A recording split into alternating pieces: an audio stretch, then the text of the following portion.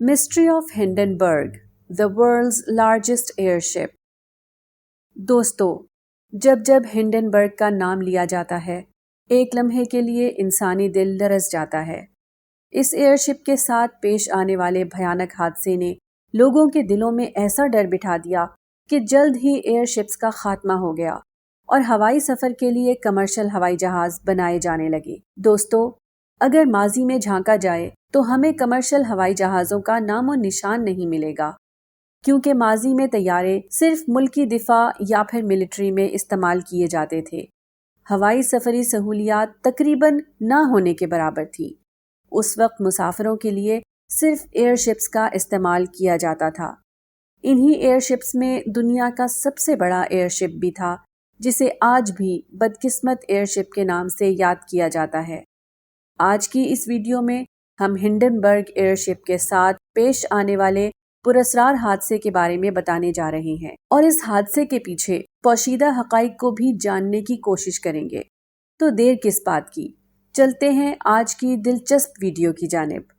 مگر پہلے نئے آنے والے ساتھیوں سے گزارش ہے کہ اسٹرینج ڈائری کو سبسکرائب کرتے جائیں اور ساتھ لگے بیل آئیکن کو بھی پریس کر لیں تاکہ ہر نئی آنے والی ویڈیو کا نوٹیفیکیشن آپ کو بر وقت مل سکے۔ ماضی میں ہوائی سفر کے لیے استعمال کیے جانے والے ایئر شپ کو ہائیڈروجن گیس کے ذریعے اڑایا جاتا تھا۔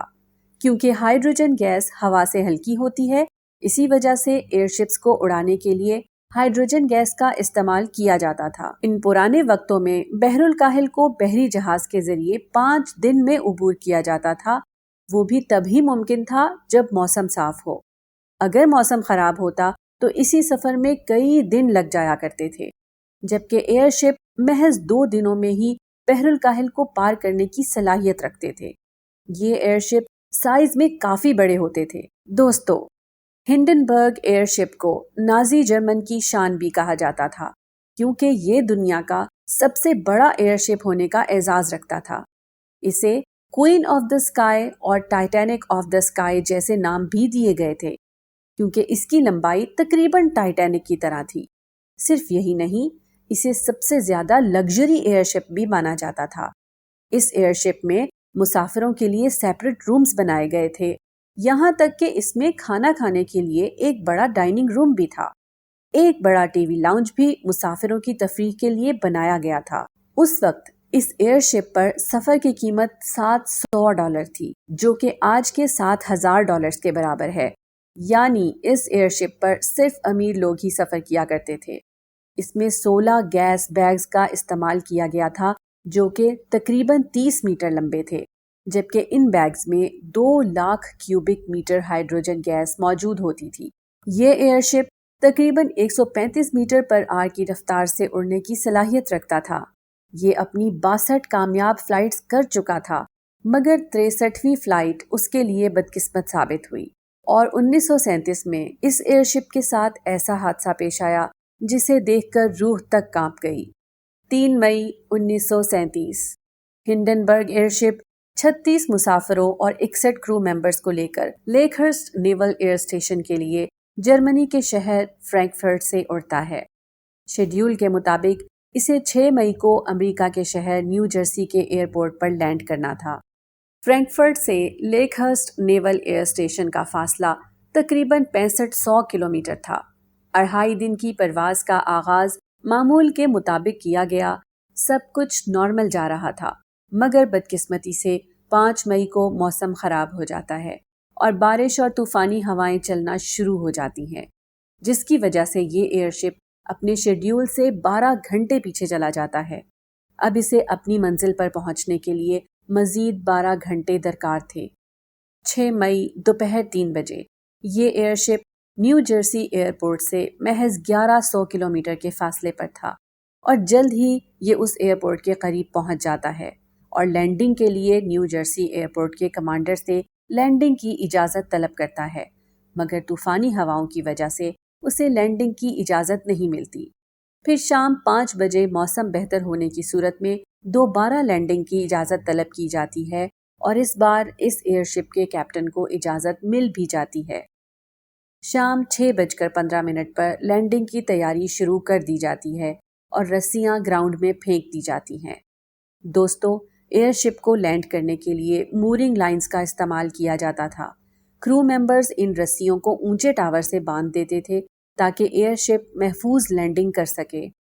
ابھی ہنڈنبرگ ایئر شپ کی لینڈنگ کا عمل جاری ہی تھا کہ ہواؤں کا رخ بدل جاتا ہے اور کیپٹن ہوا کی مخالف سمت لیفٹ ٹرن لے کر فوری طور پر لینڈنگ کی کوشش کرتا ہے، مگر بدقسمتی سے اس میں کامیاب نہیں ہو پاتا، کیونکہ ایسا کرنے سے ایئر شپ پر ہوا کا دباؤ بڑھ جاتا ہے اور ایئر شپ کا پچھلا حصہ نیچے کو جھکنے لگتا ہے جبکہ اگلا حصہ مزید اوپر چلا جاتا ہے۔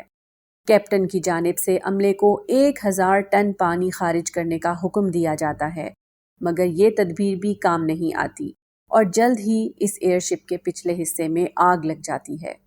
دیکھتے ہی دیکھتے یہ آگ پورے ایئر شپ کو اپنی لپیٹ میں لے لیتی ہے۔ صرف اور صرف 35 سیکنڈز میں یہ ایئر شپ مکمل طور پر تباہ ہو جاتا ہے۔ کئی مسافر کھڑکیاں توڑ کر باہر نکلنے میں کامیاب ہو جاتے ہیں، مگر 91 لوگوں میں سے 36 لوگ اس بھیانک حادثے کا شکار ہو جاتے ہیں۔ اس حادثے کو براہ راست ریڈیو پر بھی براڈ کاسٹ کیا گیا، جبکہ یہاں کئی فوٹوگرافر بھی موجود تھے جنہوں نے اپنی آنکھوں سے یہ بھیانک منظر نہ صرف دیکھا بلکہ کیمرے کی آنکھ میں بھی محفوظ کر لیا۔ دوستو، اس واقعے کی جانچ پڑتال کی گئی تو یہی وجہ بتائی گئی کہ لینڈنگ کے وقت طوفانی موسم کی وجہ سے یہاں موجود ہوائیں الیکٹریکل چارج تھیں۔ ڈفرنس آف الیکٹریکل پوٹینشل کی وجہ سے بیگز میں موجود ہائیڈروجن گیس نے آگ پکڑ لی تھی اور صرف آدھے منٹ میں دنیا کی سب سے بڑی ایئر شپ جل کر راکھ ہو گئی۔ اس حادثے نے لوگوں کے دلوں پر ایسا برا اثر ڈالا کہ کوئی بھی ایئر شپ پر سفر کرنے کی ہمت نہ جٹا پایا۔ اس کے بعد ہوائی سفر کے لیے کمرشل جہاز تیار کیے جانے لگے اور ایئر شپ کی ہمیشہ کے لیے چھٹی ہو گئی۔ پیارے ساتھیوں، اگر ویڈیو پسند آئی ہو تو ویڈیو کو لائک کر دیجئے اور ہنڈنبرگ ایئر شپ کے بھیانک حادثے کے بارے میں کمنٹ سیکشن میں اپنی قیمتی رائے سے ضرور آگاہ کیجئے گا۔